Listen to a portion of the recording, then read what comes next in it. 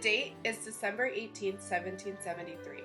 An upper-class colonial family wakes up and the family begins to get ready for their day. The husband, father of 3, John, wakes up and prepares for his day as a doctor. The wife and mother of 3, Mary, awakes, gets dressed in her finest velvets, and prepares for her day. Her first task of the day is to make sure that their indentured servant George has got breakfast started and that the house is in order for her husband and children. George is serving the family for a total of 7 years and has completed 3 of his years. The first of the children to wake up is Sarah, the couple's 3-year-old daughter, who is eager to get her day started. Then, all at once, the 2 twin 5-year-old boys awake, and now the house is ready to go. Breakfast is served and ate while George goes and cleans up after breakfast. John and Mary talk about the things that they have going on. John has to meet with some patients in the afternoon, and Mary is meeting with a few of the other wives in the neighborhood later to have tea and catch up. George brings them the newspaper for the day, and on the front page it says that 90,000 pounds of tea have been dumped into the Boston Harbor, and that it occurred the previous day, December 17, 1773. John reads the article to his wife, and they are both shocked about what has gone on. John says that this is what England had coming for them for raising the tax on tea, among other things, in order to help the companies that were struggling in Britain. Mary wonders how this is going to affect the relationship between the colonists and England. She is worried that they may retaliate, and this may not be the end of it. Of course, Mary is not allowed to do anything about it. She cannot help in any way because she is a woman, and that would be inappropriate. Her duties are limited to the house and her family. John does not think that anything will come about of the tea being dumped into the harbor. He thinks that England will lower the tax and that it will keep England from raising taxes on the colonists without proper representation. John and Mary finish their conversation and they both get their days started.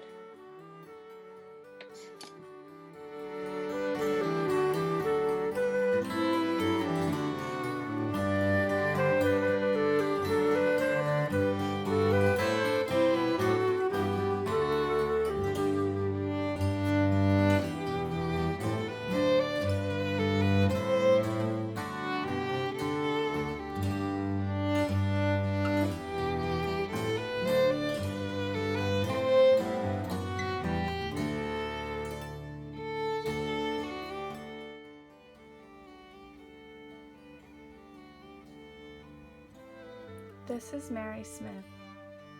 Mary works in the home and takes care of her children. Her daily tasks consist of raising the children, cooking meals, sewing clothes, weaving cloth, and keeping the house in order. She's also in charge of managing the indentured servant. Now when it comes to Mary's clothing, Mary wears bonnets of satin and linen when full dress is not required. Her casual attire is known as bedgowns. She wears them daily because they are made of loose fabrics.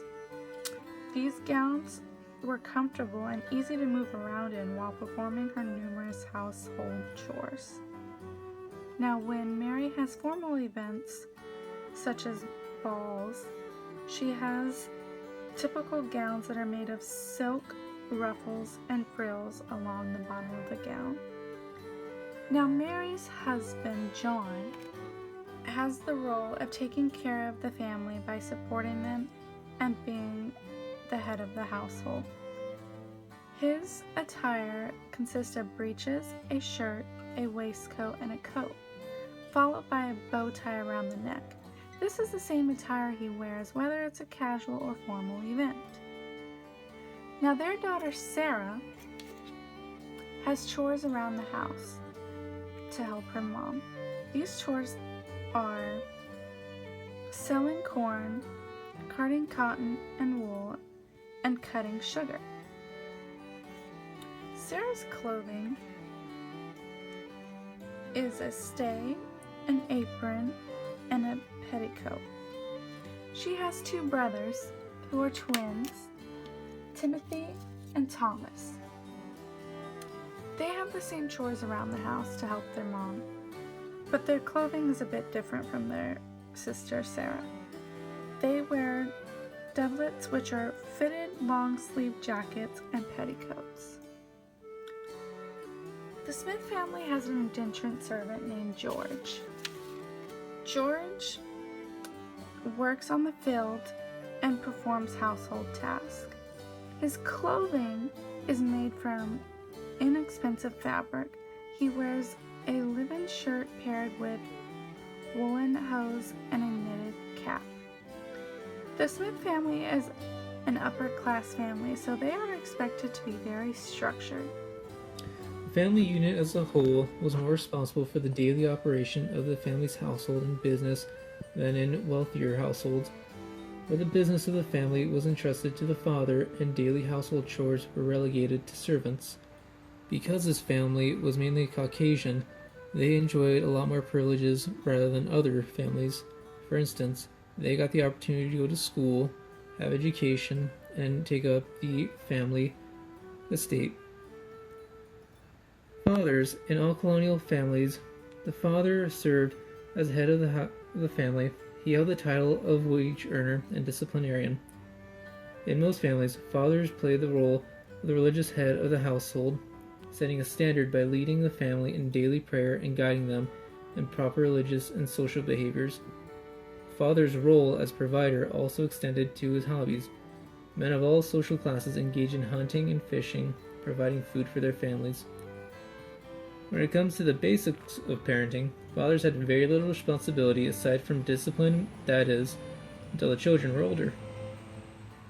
They were also responsible for the training of their male children to take on the family business or trade, and daughters could rely on their fathers to play a role in finding appropriate suitors to court and eventually providing consent to marry.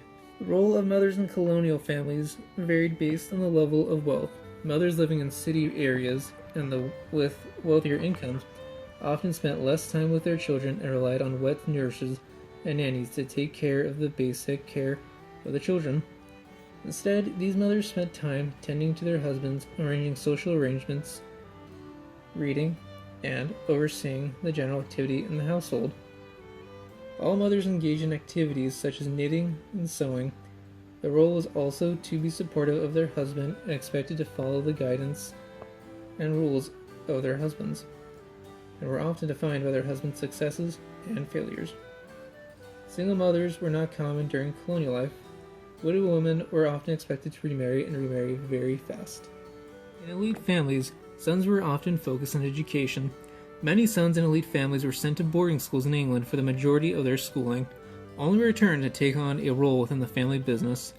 A son was expected to help out on the farm or take on roles within the family business, and in the event something happened to the father, the son was often the person responsible for providing for the family. In what little free time they had, boys of all income levels enjoyed recreational activities such as an early form of bowling called ninepins or shooting marbles. Many boys would also accompany their fathers on hunting or fishing trips. Daughters of wealthy families often spent their free time in school or being tutored. They enjoy social engagements and groomed to become a woman of high society and find an acceptable husband. For recreation, all girls enjoyed playing with dolls. Wealthier girls often had more intricate porcelain and manufactured dolls. Girls enjoyed playing games such as hoops and singing games and would also spend their free time practicing their sewing skills. Despite there differences between the classes, the foundation of the modern American family was born out of these family structures. While daily routines have changed a lot, several American family values such as teaching, discipline at home, and religious family values have remained constant.